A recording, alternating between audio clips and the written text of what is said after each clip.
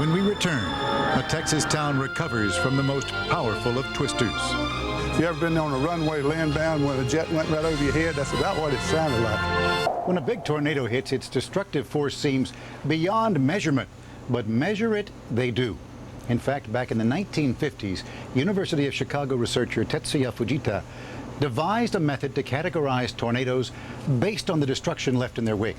The Fujita scale begins with an F0 twister. Now that does little damage. And it progresses all the way to an F5, which destroys practically everything in its path. Now on average, only one F5 touches down in the United States per year. In 1987, that season's F5 sat down in the community of Jarrell, Texas. It was the blackest thing I've ever seen, and it looked like a pipe hanging out of the sky. We could see the funnel clouds up in the sky, but they were so small and so far up, we didn't think that much about it. And it was moving so slow. It was just barely moving. There were 3 funnels when I looked at 3 small ones, and they all went together and made one huge tornado. In the afternoon of May 27, 1997, a deadly tornado touched down in the small community of Jarrell, Texas, 40 miles north of Austin. It was to leave a trail of destruction. Minutes later, an F5, the most powerful of all tornadoes, unleashed its fury on Jarrell, with winds of more than 250 miles per hour. It's coming right from that away, coming towards us, and after about the time it got to 305, well, it started turning, and it got about middle ways of this field, and then it started going due west. Twisters of this intensity are rare in Central Texas. I've always heard that if you don't see a tornado moving, that it's coming towards you. So I knew it was definitely coming in our direction. And so I went inside and told my husband, it's here.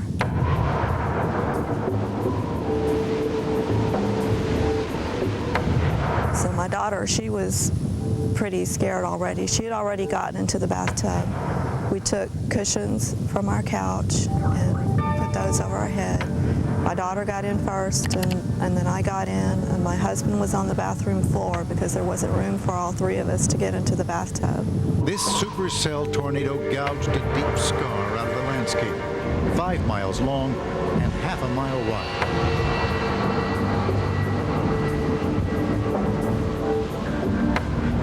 The particular day of Jarrell was one of those eerie sort of days in Texas Springs. It was very, very hot, very, very humid.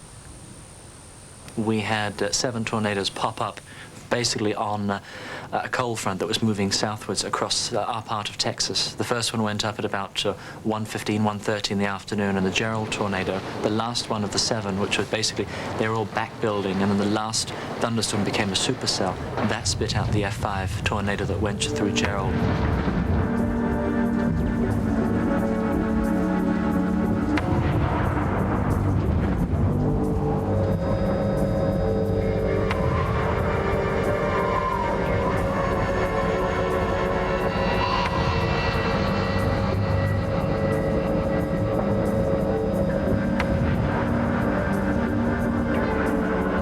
Devastating impact was in Jarrell, a town with fewer than 1,000 people. One of the big twisters literally eliminated this neighborhood in Jarrell, where homes are built on concrete slabs.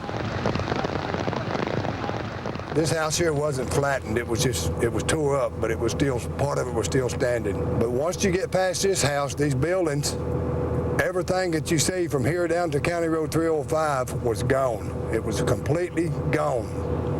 All the metal buildings, all the houses, all the mobile homes, it took everything in its path.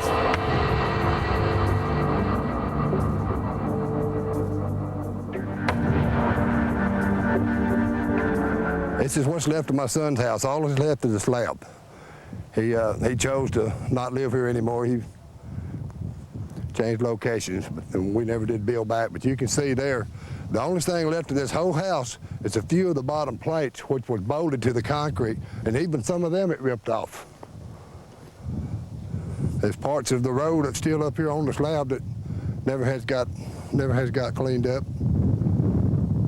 But most of the slabs down here was like this. There wasn't any degree or anything. It just ground stuff up in little bitty pieces, whole complete cars. My son had a 57 Chevrolet that he used to race over here at the track that was parked right there in that carport. And what we found of that car, we put on a pallet. We found the engine and a couple of little pieces. It just literally ground it up. I had 7 head over here, and out of the 7, they was back over here in this field. I found one of them up here, and that was the only one I found out of the 7 of them. A man right down the road here across the fence, 305, lost 104 head in one field. And it just literally, it just ripped them apart. They lost their cattle and their cars, but Al Clausen's family were lucky to survive.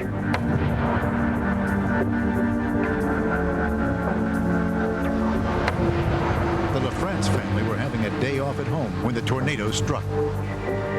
I could hear things start to hit the house, tinkling sounds. It sounded like the roof was tearing off, things were tearing apart.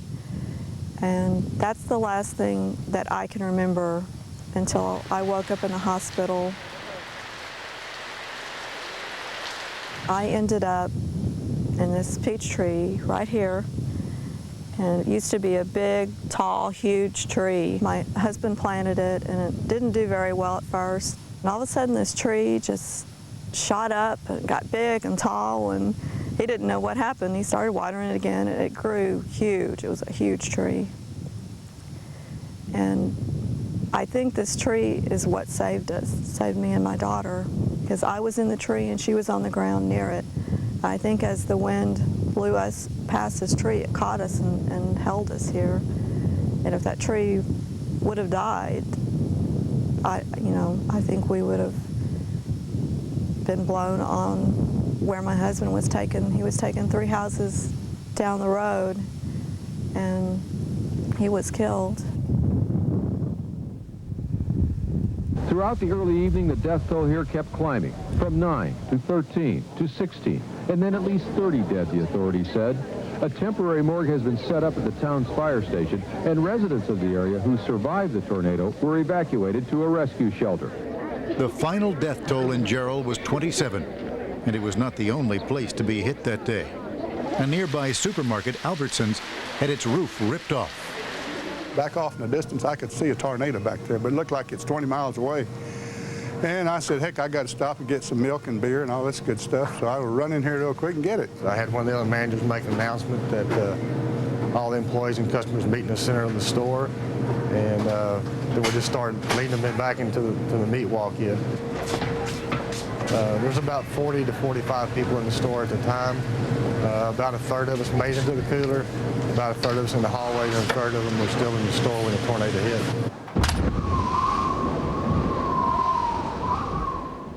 I run down between these glass cases, and boy, I got about halfway, and boom, sounded like if you ever been on a runway land bound when a jet went right over your head, that's about what it sounded like. And I was laying down here in the glass, all this was gone, and I'm laying up there sideways, and it's just full of glass. I'm cut. I'm not hurt very bad. I am cut and bleeding, but I'm not broken up.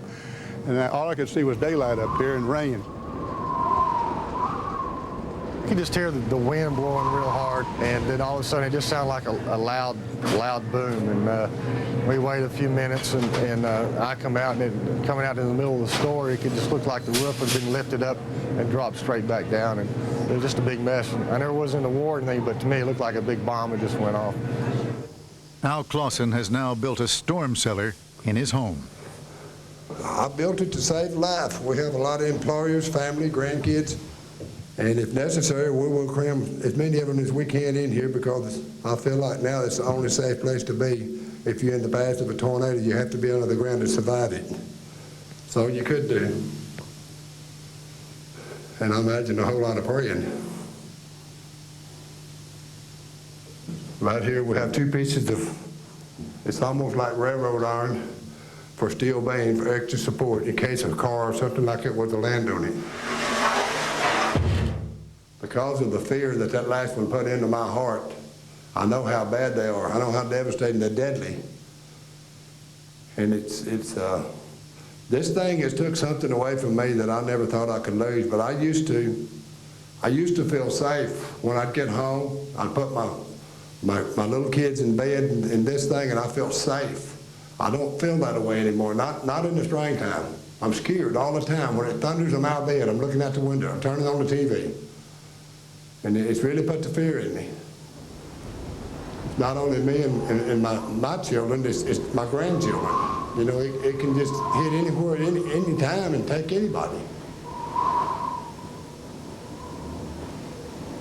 I guess I'll be scared of them for the rest of my life now.